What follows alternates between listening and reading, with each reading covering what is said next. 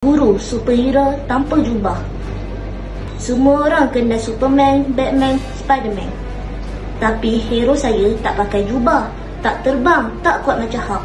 Hero saya ialah cikgu. Cikgu kuat tahan kerenah kami. Cikgu laju lari kelas bila lonceng bunyi.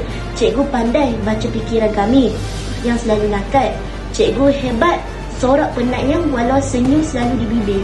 Cikgu, kalau tiada cikgu, tak mungkin ada doktor, jurutera dan peguam.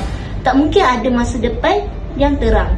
Kerana setiap impian bermula dari papan putih, dari kampung kecil dan dari suara cikgu. Pagi cerah, mentari bersinar. Ilmu diajar penuh bersabar. Selamat Hari Guru, cikgu tercinta. Jasa cikgu sampai bila-bila.